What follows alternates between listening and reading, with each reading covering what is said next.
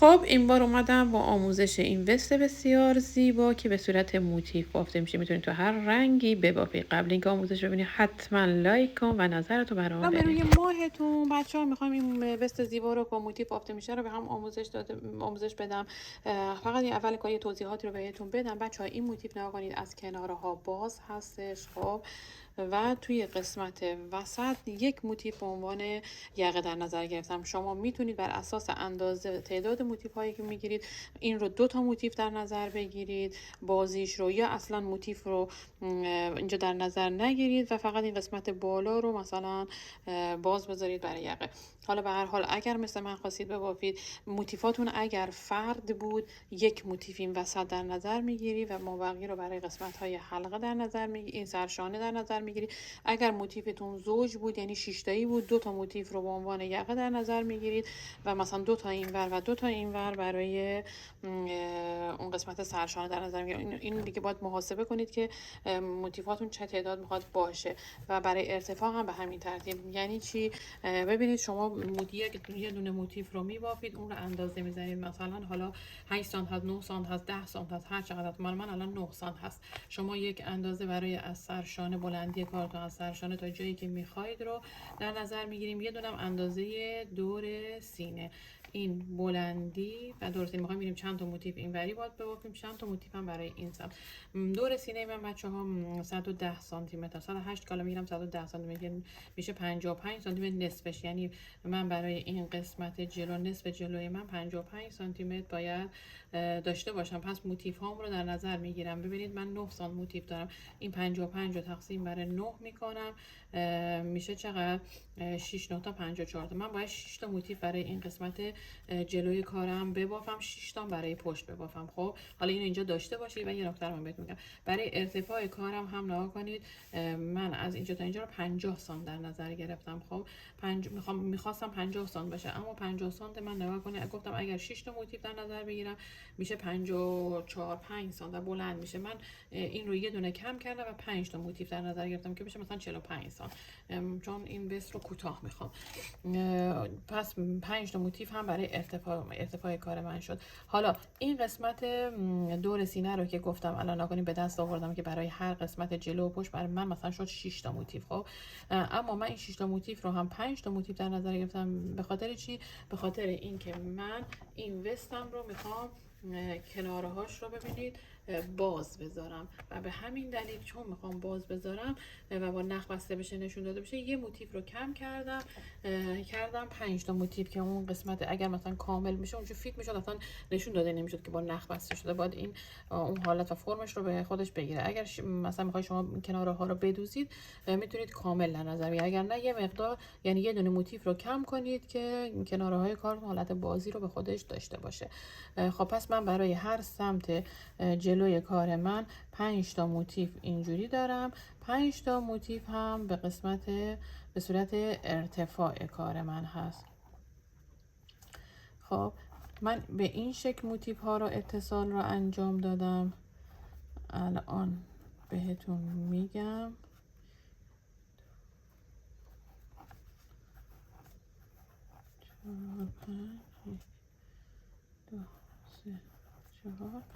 ببینید از اینجا شروع کردم، موتیف اولم رو بافتم، دومی، سومی، چهارمی، همینجوری در حین باف بهتون گفتم چجوری اتصال انجام دادم و همین رو رفتم برای پشت هم. اینجا دیگه سرشانه رو رها نکردم، بافتم برای پشت هم رفتم، ردیف دوم رو بافتم، اما ردیف سوم رو که خواستم ببافم آخری رو دیگه موتیف رو نبافتم، پشت هم همین یه دونه رو نبافتم. ببینید اینجا، ببینید ردیف سوم رو که بافتم این قسمت وسط جلو و پشت یه موتیف رو جا گذاشتم، بعد رفتم از موتیف بعدی شروع کردم، قسمت پشت رو هم اتصال رو انجام دادم، بعد این دورج رو بافتم.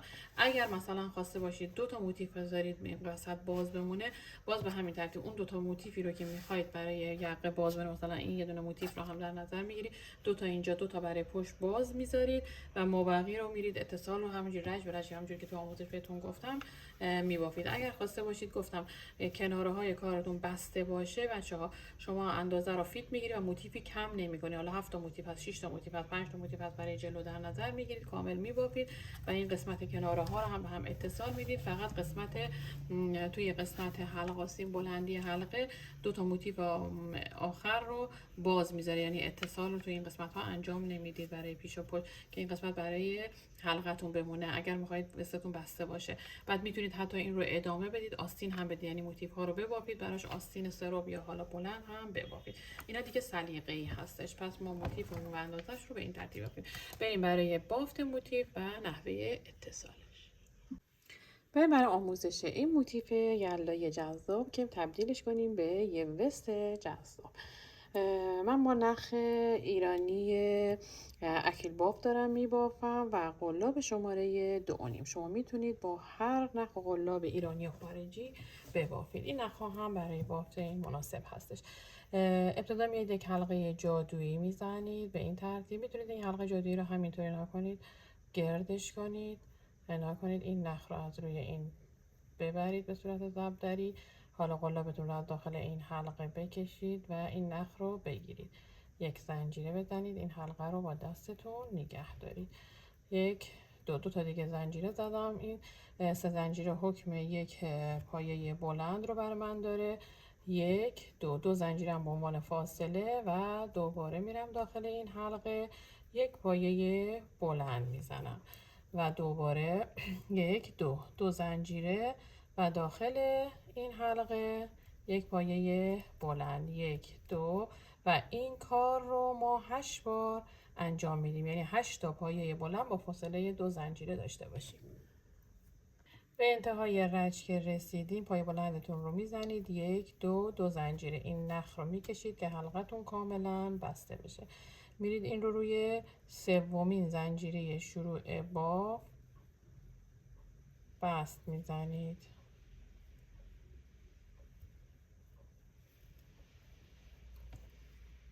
با پای بست میرید داخل فضای 2 زنجیره ایتون. خب حالا از همینجا 3 زنجیره به عنوان یک پایه بلند، 2 تا پایه بلند دیگه توی همین فضای 2 زنجیره ای میبافید که جمعاً میشه 3 تا پایه بلند با این 3 زنجیره.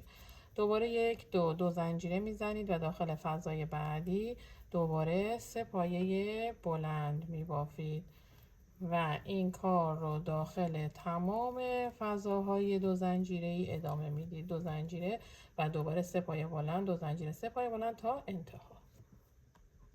خب دوستان، وقتی که تو آخر تمام فضاها این 3 پایه بلند با فاصله 2 زنجیره رو زدید، آخرین فضا رو هم بافتید، باید 2 زنجیره بزنید، بست بزنید، به 3مین زنجیره شروع بافتن. ولی ما چون میخوایم کارمون رو از داخل این فضاهای 2 زنجیره شروع کنیم، اینجا نمیایم 2 زنجیره بزنیم و بست بزنیم. به جای 2 زنجیره میایم یک پایه متوسط میزنیم، یعنی نخ میگیریم، میریم روی 3مین زنجیره شروع بافت رج قبلمون، نگاه کنید یک پایه متوسط میزنیم، همه رو با هم یکی میکنیم.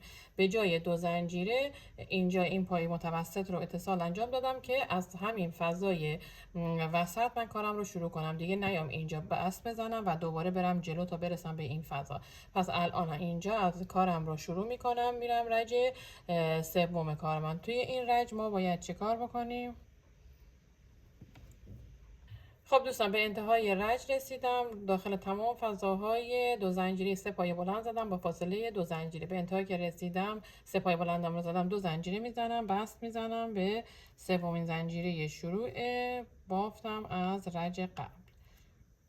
خب حالا از همینجا ببینید روی همین 3 زنجیره رج قبل 3 زنجیره میزنم، حکم شروع پایمون رو، اولین پایه بلندمون.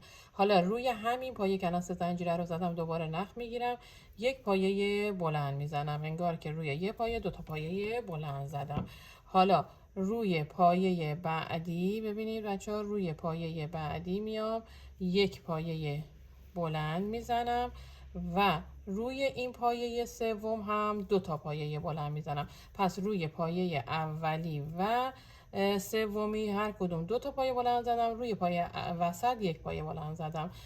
بعد میام اینجا 5 تا زنجیره میزنم، 2 3 4 5 و میرم روی این 3 تا پایه بلند بعدی. باز نگاه کنید روی اولین پایه بلندتون روی گندمیش 2 تا پایه بلند میزنید.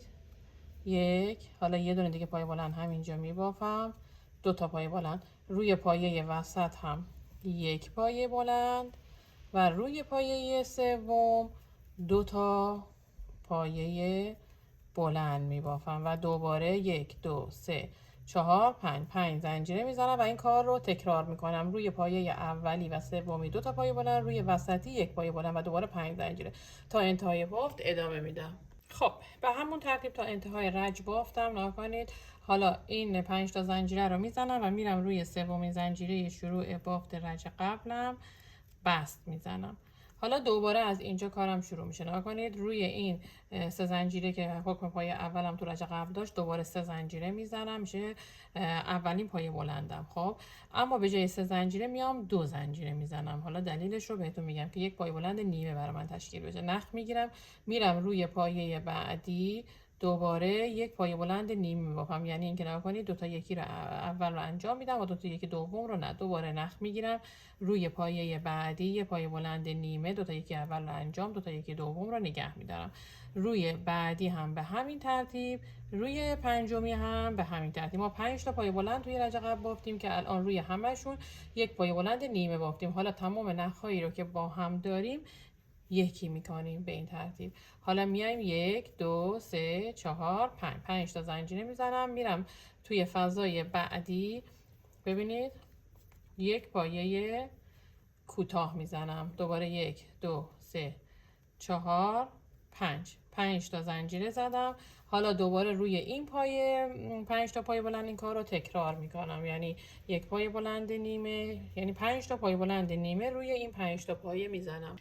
بعد همه پایه بلند هایی که به صورت نیمه هستن رو با هم یکی میکنم. خب حالا نگاه کنید بچه، من یه بار که این 5 تا پایه بلند رو زدم به صورت نیمه، توی فضای 5 زنجیره بعدی چیکار کردم؟ 5 تا زنجیره زدم، اومدم پایه کوتاه زدم، دوباره 5 تا زنجیره رفتم روی فضای 5 تا پایه بلند بعدی. این 5 تا پایه بلند های نیمه رو که به صورت یک جا یکی میکنیم رو زدم. حالا پس روی یه دونه از این فضاها این کار انجام میدیم. روی فضای 5 زنجیره بعدی باید چیکار بکنیم؟ باید این کار انجام بدیم. 1 2 3 4 5 تا که زنجیره زدید نخ بگیرید، داخل این فضا به جای پایه کوتاه 1 پایه بلند ببافید توی فضای 5 زنجیره و دوباره 1 2 3 4 5 تا زنجیره بزنید و نخ بگیرید، دوباره توی همین فضای 5 زنجیره ایتون 1 پایه بلند بزنید. این برای شما حکم گوشه های کار رو داره. نکنید این گوشه های کارتون میشه به این ترتیب. و دوباره الان نگاه کنید، پس داخل این فضای 5 زنجیره ای ما چیکار کردیم؟ از اینجا که اومدیم 5 زنجیره زدیم، 1 پایه بلند، 5 زنجیره، 1 پایه بلند داخل این فضای 5 زنجیره ای زدم و دوباره میام 5 تا زنجیره میزنم و میرم روی این 5 تا پایه بلند 5 تا پایه بلند نیمه میبافم، یعنی 2 تا یکی اول رو انجام میدم، 2 تا یکی دوم رو نه. روی هر 5 تا این کار رو انجام میدم و 5 پایه بلند نیمه دارم. حالا همه رو با هم دیگه یکی میکنم. حالا نگاه کنید 1 2 3 4 5. حالا دیگه توی این فضا مثل که اولی عمل میکنم، یعنی 5 تا زنجیره میزنم داخل فضای 5 زنجیره ایمون، میام 1 پایه کوتاه میزنم و دوباره 1 2 3 4 5 میرم داخل روی این 5 تا پایه بلند 5 تا پایه بلند نیمه میزنم که همه رو با هم دیگه یکی کنم و توی فضای 5 زنجیره بعدی دوباره گوشه میبافیم. ببینید ما 8 تا فضا داریم. الان نکنید 5 تا پایه بلند نیمه همه رو با هم یکی میکنم. دوباره 1 2 3 4 5. الان اینجا دوباره گوشه میبافم. یعنی چی؟ یعنی نخ میگیرم میرم داخل این فضای 5 زنجیره یه پایه بلند میبافم، 1 2 3 4 5 تا زنجیره میزنم و داخل همین فضا دوباره 1 پایه بلند میزنم و 1 2 3 4 5 میرم روی این 5 تا پایه بلند نیمه همه رو یکی میکنم و توی فضای 5 زنجیره بعدی میام 5 تا زنجیره پایه کوتاه 5 تا زنجیره. یعنی بچه‌ها نگاه کنید این فضاهامون ما 8 تا از این فضاهای 5 زنجیره ای داریم که داخل این فضاها یکی در میون گوشه میبافیم. گوشه ها چجوری هستش؟ به این ترتیب که وقتی از این فضای 5 پایه بلند نیمه ای که با هم یکی کردیم میخوایم وارد بشیم 5 تا زنجیره میزنیم روی این 5 زنجیره میایم یه پایه بلند میزنیم، 5 زنجیره یه پایه بلند دوباره همونجا. اما توی فازای بعدی میایم چیکار میکنیم؟ 5 زنجیره رو زدیم، یه پایه کوتاه، 5 زنجیره و دوباره این کارو تکرار میکنیم. یعنی یکی در میون این گوشه ها رو میبافیم. الان من اینجا بافتم، اینجا دیگه گوشه ندارم، بعد اینجا میشه یه گوشه میبافم، اینجا ندارم و اینجا هم یه گوشه میبافم که میشه 4 تا گوشه من که بعد میام اتصال میدم به اینجا. خب بچه‌ها به انتهای رج که رسیدم میام این رو بس میزنم به شروع بافتم بالای این 5 تا پای بلند نیمه‌ای که ابتدای کار شروع کرده بودم و اینجا بچه‌ها کار این موتیف من تموم شد. شما یه دونه موتیف رو به این ترتیب باید ببافید بذارید کنار. ببینید من چون میخوام این رج رو باز کنم الان نخ رو نمیبرم، اینجا دیگه نخ رو میبرید. ببینید این 4 تا گوشه ای هست که یه دونه اینجا، یه دونه اینجا، یه دونه این قسمت و یه دونه این قسمت که به این ترتیب به شما یک موتیف مربع میده. خب که با 8 تا گلبرگ داره. این گلبرگ ها رو حواستون باشه که کامل ببافیدش. خب شما یه موتیف رو میبافید میذارید کنار. موتیف دوم، از موتیف دوم که شروع کردید بچه، چون این موتیف ها رو با در حین بافت اتصال بدیم، میایم چیکار میکنیم؟ موتیف یکی موتیف رو بافتید گذاشتید کنار، موتیف دوم رو شروع کنید. به رج آخر که رسیدید باید اتصال رو انجام بدیم. حالا چجوری اتصال انجام میدیم من الان بهتون میگم. من این ردیف آخر رو باز میکنم. ببین من چون 2 تا موتیف رو بافتم و هم اتصالش رو انجام دادم، چون خواستم خودم ببینم امتحان کنم، چون من از روی عکس مدل بافتم دیگه، یه دونه رو برای خودم بافتم که بعد بیام آموزش رو بهتون بگم. پس حالا الان من این رج رو باز میکنم، میام اتصالش رو به شما میگم. خب بچه شما به رج آخر کارتون که رسیدید، اولین گلبرگ رو که بافتید بچه، این موتیفی که بافتید گذاشتید کنار، روی موتیف سمت شماست. این موتیفی هم که دارید میبافید باز روش به سمت شما هستش دیگه، درسته؟ ما از کجا شروع میکنیم به اتصال دادن؟ از گوشه. خب از این قسمت گوشه ها شروع میکنیم. پس من الان اینجا اولی رو میبافم، اولی رو بهش گوشه میدم توی همین فضای اول، توی رج آخرمون از موتیف دوم دارم میگم، ما توی همین فضای اولی گوشه میدم و توی فضای دومی گوشه نمیدم، چون یکی در میون باید گوشه بزنیم دیگه. من حالا موقع آموزش گفتم اولی رو همینجور ساده بافتم بعد از دومی گوشه زدم، چون فرقی نمیکنه. شما باید اینجا 4 تا گوشه تشکیل بدید دیگه، درسته؟ چون ما میخوایم الان از موتیف دوم دیگه اتصال رو شروع کنیم، از این گوشه میخوایم اتصال رو شروع کنیم. ببینید موتیف ها اینجوری هر ردیف موتیف ها رو همونطوری که بهتون توضیح دادم شما باید وصل کنید، بعد دوباره جمع بشه دیگه موتیف ها، درسته؟ الان این ردیف اول موتیف هامون هست، حالا با هم اون تعدادی که میخوای اولی رو که بافتیم دومی رو بهش وصل میکنیم و سومی میاد از این قسمت ها از یک سمت به هم وصل میشه، حالا هر تعدادی که میخواید باشه. حالا من الان اینجا اتصال دیگه یکی هست. خب من الان اینجا اتصال رو انجام میدم، شما میبینید اینجا که اومدید گلبرگ اول رو که بافتید میاید 2 تا زنجیره میزنیم از 5 تا زنجیرمون. خب بچه ها ما باید اتصالمون رو بچه ها نکنید از این گوشه ها شروع کنیم، نکنید از این گوشه. و ببینید اینجا اتصال چجوری شده. ببینید اتصال فقط زنجیره ها با هم اتصال پیدا میکنن، این گلبرگ ها اتصالی ندارن، فقط زنجیره ها با هم اتصال پیدا میکنن. یعنی از این گوشه تا این گوشه نکنید این زنجیره های ببخشید 5 تاییمون، نکن 1 2 3 4 5 6 تا حلقه 5 زنجیره‌ای داریم که اینا باید با هم اتصال پیدا کنن. خب حالا من اینجا الان پس میام چیکار میکنم؟ باید برم تا به این گوشه برسم، بیام اتصال رو انجام بدم دیگه. پس این 3 4 5 این تیکه رو میبافم، خب مثل رج قبل 5 تا زنجیره میزنم، میرم داخل این پایه کوتاه هم رو میزنم، 5 تا زنجیره میزنم. خب میخوام از گوشه شروع کنم مثل همون رجی که بهتون آموزش دادم، اینو میبافم تا به گوشه برسم. خب ببینید من بافتم تا به این فضایی که باید گوشه رو تشکیل بدم. بچه میتونید از همین جا نکنید، از همین جا کار گوشه رو ببافید، هیچ فرقی نمیکنه. حالا چون من توی آموزش بهتون گفتم که اولی رو اینجوری بافید بعدی گوشه ببافید، یکی در میون اینجوری میگم. از همینجا میتونید شما گوشه رو ببافید و اتصال رو انجام بدید. خب الان رسیدم به فضای گوشه، یعنی چی؟ نگاه کنید یک پایه بلندم رو زدم، الان باید 5 تا زنجیره بزنم و یک پایه بلند دیگه. به جای 5 تا زنجیره میام 1 2 تا زنجیره میزنم و به جای زنجیره سوم میام با پای بست. نگاه کنید توی این فضای گوشه این وسط، خب میام داخل این زنجیره وسطی 5 تا زنجیره توی زنجیره سوم نخ میگیرم، از حلقه روی قلاب میکشم بیرون، این میشه اتصال. حالا دوباره نگاه کنید 2 تا زنجیره بعدی رو میزنم، از 5 تا زنجیره بس 2 تا زنجیره زدیم، زنجیره سوم همون زنجیره اتصالمون هست، بعد 2 تا زنجیره میزنم و دوباره نخ میگیرم داخل همین فضا یک پایه بلند باید ببافم که فضای گوشم تکمیل بشه، درسته؟ حالا بعد از اینکه این رو بافتیم دوباره 5 تا زنجیره باید بزنیم دیگه. باز نگاه کنید به جای 5 تا زنجیره دیگه گفتیم تمام این حلقه های زنجیره باید به هم متصل بشه. دوباره 2 تا زنجیره زدم. نگاه کنید میرم توی فضای 5 زنجیره بعدی، توی فضای زنجیره دوم بست میزنم و 2 تا زنجیره بعدی رو میزنم. بعد میرم روی این 5 تا گلبرگ، همون گلبرگ رو میبافم، یعنی 5 تا پایه نیمه میبافم که بعد یک جا با هم دیگه یکی کنم. 5 تا گلبرگ گفتم، 5 تا پایه منظورم هست که یک گلبرگ رو تشکیل میده.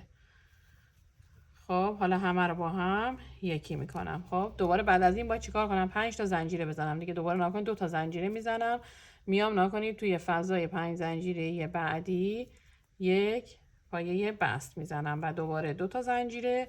و الان نکنید ما توی این رج گوشه نداریم دیگه، درسته؟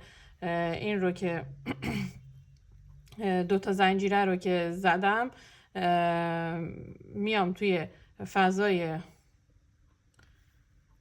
این پایه کوتاه، این 5 زنجیره اینجا پای کوتاه هم رو میزنم و دوباره 1 2 زنجیره میزنم و این رو میرم نگاه کنید بست میزنم به زنجیره وسط گلبرگ قبلی که بافته شده و دوباره 1 2. اینجا دیگه ما بافت گوشه نداشتیم، بافت ساده بود. 2 زنجیره میزنم و دوباره نگاه کنید این 5 تا پایه بلند نیمه رو میبافم، همه رو با هم دیگه یکی میکنم و دوباره زنجیره میزنم، 2 زنجیره.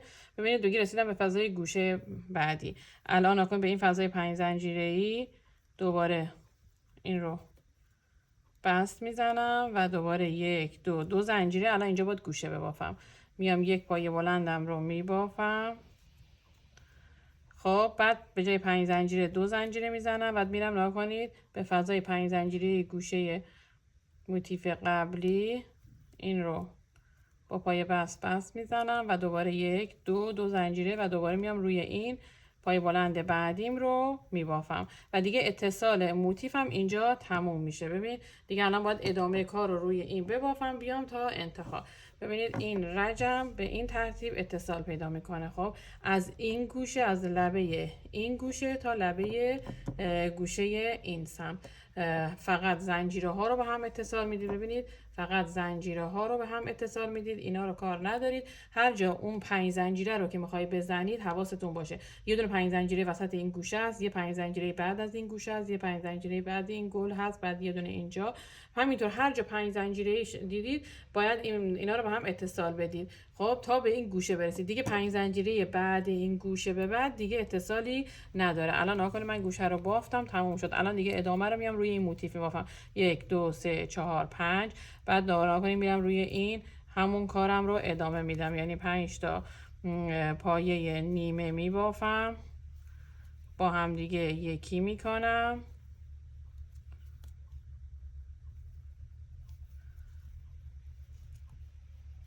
خب بعد 5 تا زنجیره. الان تو فضای بعدی گوشه نداریم دیگه، کار ساده هستش. و دوباره 5 زنجیره و دوباره میام این 5 تا پای بلند میدم. اینجا باید گوشه بافم دیگه اتصالی نداریم. و دوباره انجام میدم تا برسم به این قسمتی که نگاه کنید شروع بافتم بود. اینجا من شروع بافتم هست. این رو ادامه میدم تا اینجا بافتم شروع شده.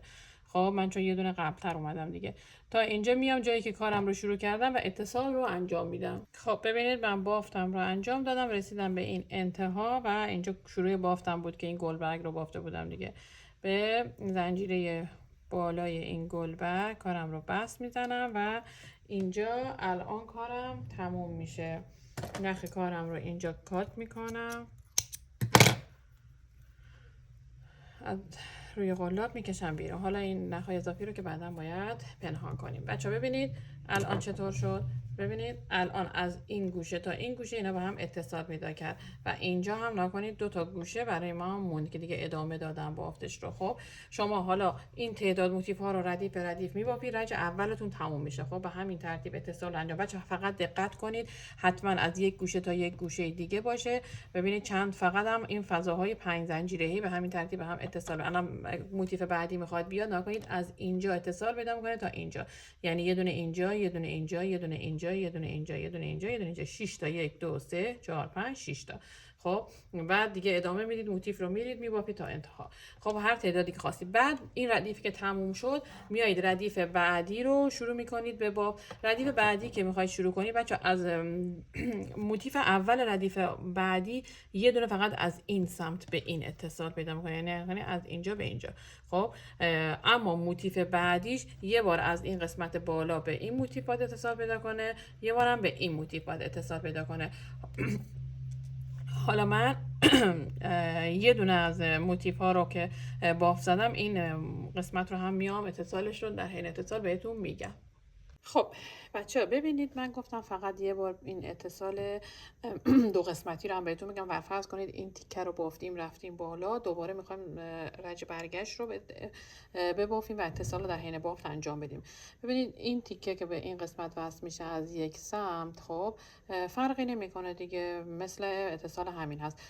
حالا میخوایم مثلا موتیف بعدی رو اتصال بدیم، باید یک قسمت به این سمت اتصال پیدا کنه، یک قسمت به این سمت. درسته؟ این رو میچرخونیم به سمت خودمون. خب از اینجایی که باید اتصال انجام بشه، گفتم از سمت گوشه ها. ببینید دیگه اینجاها گوشه ها نگاه کنید، اینجا نگاه کنید، این گوشه، این دو تایی که به هم اتصال پیدا کرده این گوشه است. الان اینجا نگاه کنید، از سه قسمت، از سه تا موتیف به هم اتصال پیدا کرده که الان این تیکه هم میاد اینجا میشه چهارمی. ما الان از اینجا شروع میکنیم، اگه از اینجا شروع کنیم کار سخت میشه. خب بعد باید ببافیم اینو اتصال بدیم، بعد اینو ببافیم، اینو ببافیم، بعد بیام اینجا اتصال. بعد از جایی که اتصال رو میخوایم انجام بدیم، این کار انجام شروع میکنیم از این گوشه. ببینید من الان این گلبرگ رو بافتم، 5 تا زنجیره رو زدم، پایه اول رو که برای گوشه هست زدم، 2 تا زنجیره رو میزنم و زنجیره سوم که اتصال هست میام اینجا به این گوشه‌ای که این دوتا به هم اتصال پیدا کردن، دقیقاً همین وسط. ببین اینجا قلاب رو رد میکنم، نخ رو میگیرم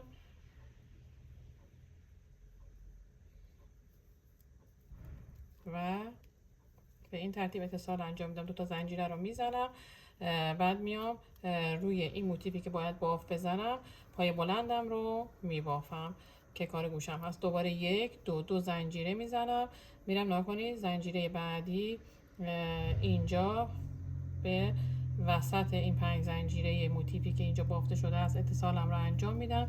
1 2 زنجیره میزنم و میام روی این گلبرگ نیمم رو میبافم، یعنی گلبرگم رو که به صورت 5 تا پای کوتاه نیمه هست رو میبافم، همه رو با هم یکی میکنم. دوباره باز 1 2. این ردیفی که اتصال داره تمام زنجیره ها، ببین تمام 5 زنجیره ها اتصال دارن به این 5 زنجیره این سم. حواستون به این موضوع باشه. فقط اون گلبرگ ها رو همینطوری میمونه، بقیه زنجیره ها همه اتصال داره. 2. خب بعد میام اینجا به صورت پایه کوتاه داخل این 5 زنجیره میبافم چون دیگه گوشه نداریم. بعد 2 تا زنجیره میزنم، دوباره به 5 زنجیره بعدی 1 2. دوباره این گلبرگ رو میبافم. الان نگاه کنید میخوام گوشه رو ببافم، الان رسیدم به اون قسمتی که دوباره گوشه هست که به این قسمت باید اتصال پیدا کنه و دیگه تمام. این گلبرگ رو بافتم 1 2. خب ببینید به این 5 زنجیره اتصال 1 2. حالا نگاه کنید باید گوشه ببافم. اینجا میام یک پای بلند نیمه میبافم، یک پای بلند کامل میبافم، دوباره 1 2 به جای 5 زنجیره 2 زنجیره میزنم و نگاه کنید اینجا الان از 3 تا این گلبرگ از 3 قسمت به هم اتصال داره که این الان 4می میشه. نگاه کنید به این قسمت وسط اتصالم رو انجام میدم که دیگه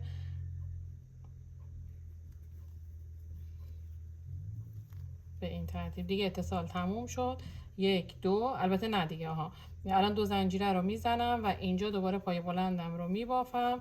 خب ما الان از یک سمت دیگه اتصال داریم، درسته؟ ما الان اتصال این سمت رو بافتیم، الان اتصال این سمت رو باید بافیم. دوباره باز از این زنجیره ها شروع میشه، یعنی همینجا که الان این پای بلند رو زدم دوباره باز شروع میشه. 1 2 زنجیره اتصالتون رو به این قسمت انجام میدید. 1 2. بعد دیگه به همین ترتیب ادامه میدین. الان 2 زنجیره زدم، باید بیام روی این گلبرگ ها رو ببافم، گلبرگم رو ببافم. دوباره 5 تا زنجیره باید بزنم دیگه. 2 تا زنجیره رو میزنم، به این زنجیره اتصال میدم. البته 5 تا زنجیره به این اتصال میدم و 2 زنجیره به این پای کوتاه. و همین ترتیب که اینجا هم نگاه کنید گوشه بعدی میخوره که به این اتصال پیدا میکنه، به این سمت. این دو قسمت به این ترتیب اتصال پیدا میکنه بچه‌ها. و دیگه بعدی هم میاد این قسمت و این قسمت اتصال پیدا میکنه و همینطور موتیف ها رو به همین صورت باید اتصال ها رو انجام میده. فقط خواستم بهتون بگم که اتصال 2 قسمتی هم به همین ترتیب هستش بچه‌ها. هیچ کاری نداره، نکنه از این گوشه اتصال رو انجام میدی به همون ترتیب تا این گوشه، بعد از این گوشه اتصال رو انجام میدی تا این گوشه، بعد دیگه این 2 قسمت، این 2 تا زل صاف بافته میشه. بعد موتیف بعدی و به همین ترتیب تا انتها موتیف ها رو کنار هم قرار میدیم. خب بچه وقتی که موتیف ها رو به همون ترتیبی که بهتون گفتم نکنید، از این قسمت شروع میکنید، یکی یکی یکی اتصال میدید، بعد از همون سمت میرید به سمت پشت هم اتصال میدید و تا انتها این کنار باز هست دیگه. بعد ردیف بعدی رو نکنید، یه دونه رو به این، بعد دومی رو که میخواید اتصال بدید هم از این سمت به این یکی، از این سمت هم به این یکی، بعد سومی از این سمت به این یکی، از این سمت به این یکی، همینجوری اتصال میدید میریم تا پشت رو هم ادامه میدیم تا انتها. من یک موتیف این وسط برای یقه باز گذاشتم، بهتون گفتم نشون دادم. بعد این ناکنید این 4 تا موتیف رو اتصال انجام دادم، یه دونه اینجا رو اتصال رو این وسط انجام ندادم، پشت هم یه دونه اتصال انجام ندادم. بعد رفتم 4 تای بعدی رو از قسمت پشت ببینید، این قسمت ببینید، بعد موتیف بعدی رو رفتم از اینجا شروع کردم فقط به این قسمت ببینید، یه دونه 2 تا اینجا موتیف جا خالی مون. بعد اومدم از این یکی موتیف پشت که مثلا 5 تا هست، یه دونه رو باز اینجا اتصال انجام ندادم، از بعدیش اتصال انجام دادم و 4 تا موتیف رو اتصال انجام دادم، رفتم تا پایین و دوباره ردیف بعد رو کامل پشتم به همین ترتیب و به همین ترتیب تا انتها انجام دادم و به این ترتیب این بست رو بافتم. قسمت کناره ها رو هم که بهتون گفتم با بند اتصالش انجام دادم که الان آموزش بند رو بهتون در ادامه میگم که 2 طرف رو چطور باید با بند ببافید و وصل کنید به این قسمت. فقط این قسمت حلقه رو باید باز بذارید. شما اگر خواسته باشید بند نذاری و بستون بسته باشه، میتونید به جای بند دقیقاً از همینجا این 2 تا موتیف رو که برای حلقه میذارید از این به پایین رو دوخت بزنید. فقط تعداد موتیفاتون باید اندازه مثلا برای جلو نصف دور سینه و برای پشت هم همون تعداد رو ببافید که از کنارها دوخت بزنید که تنگ نشه براتون. دیگه بند هم نذارید و اگر دوست هم داشتید بهتون گفتم میتونید همین موتیف ها رو نگاه کنید، 1 2 این 2 تا موتیفی که برای حلقه گذاشتید دوباره شروع کنید از همینجا به بافت، نگاه کنید 2 تا موتیف میبافید میرید تا انتها. البته 2 تا که نه، مثلا اینجا الان یه دونه میبافید وصل میکنید به این، خب بعد بعدی رو میبافید، بعد 2 تای بعدی رو دوباره به همین ترتیب ردیف بعدی 2 تا جلو 2 تا پشت 4 تا هر چقدر که خواسته باشید آستین بدید اینو ادامه میدید. و این ترتیب موتیف برای آستین هم میتونید ببافید. البته قبلش حتما میتونید این قسمت رو ببندید، بعد آستین رو شروع کنید یا اصلا همینجوری که باز هست 4 تا این قسمت 2 تا جلو 2 تا پشت 2 تا جلو 2 تا پشت این موتیف های آستین رو هم ببافید و در نهایت این قسمت درز بغل رو بگیرید. دوستان برای کناره ها که میخوایم بند بزنید نخ رو حتما دلا کنید. خب بیایید یک حلقه درست کنید و شروع کنید فقط به زنجیره زدن. همین یه تعدادی بلندی زیادی زنجیره میزنید که یه بند بلند داشته باشید. حالا اندازش رو دیگه خودتون باید توی لباستون از لای کار رد کنید. ببینید زنجیره ها رو که زدید حالا 70 80 100 سام بزنید، بعد از این ور ببرید، نخ رو اینجا کات نکنید، از این ور ببرید رد کنید از داخل این قسمت بغل ها به صورت ضربدری. ببینید که چند اگه کم بود ادامه بدید و اگر زیاد بود که کمش کنید. حالا من این زنجیره ها رو میزنم به اون تعدادی که نیاز بود بهتون میگم چیکار کنید. بچه ببینید این زنجیره ها رو که زدید، خب تا اندازه رسیدید اینجا کات نکنید، بیارید از این سمت، از این سمتی که هست یه اندازه بزنید. اگر دیدید که مثلا دیگه کافی هست یا حالا کم هست که میبافید، اگر دیدید کافی هست که دیگه کات میکنید. ببینید این دوتا رو کنار هم قرار میدیم. خب از این قسمت دو تا موتیف رو برای قسمت حلقه در نظر میگیریم. از اینجا از این داخل این پایه ها باید اینا رو رد کنید. حالا ببینید میتونید به این ترتیب رد کنید. خب این در اصل باید دوتا با هم رد بشه. حالا ما میخوایم فقط به خاطر اینکه این قسمت رو ببینیم همینجوری من نکنیم مثلا فرض میکنم این قسمت رو اینجا میذارم.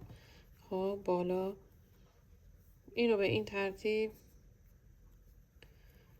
تا پایین میای. خب از همینجا نگاه کنید با فاصله های مساوی اینجوری به صورت ضربدری این رو میای. هر چقدر که این رو رفتید اون یکی هم باید همین اندازه باشه دیگه. خب اونم باید به همین اندازه از این سمت رد بشه دیگه به صورت ضربدری. خب میرسید به این انتها که میخوایم اینجا مثلا دوتا رو با هم، اون یکی هم باید همین اندازه باشه. این قدم باید اضافه داشته باشید که برای گره زدن و اینا. خب پس این الان هر اندازه‌ای که بود نکنید این اندازه هر اندازه‌ای که بود اینم باید هم اندازه اینو در میارید. خب اندازه میگیرید. الان نکنید این بند رو اندازه میگیری هر چقدر که بود این سمت رو ادامه میدید به هم اندازه دو تا از این بندها میبافیم. خب خوشگلان میخوام این کار رو یه بخار بدیم. خب برای بخار دادن کار رو صاف روی حالا میز یا حالا پارچه یه چیزی روی زمین پهن میکنید بچه ها. بعد میای توی بخار رو داغ میکنید روی بخار میذارید.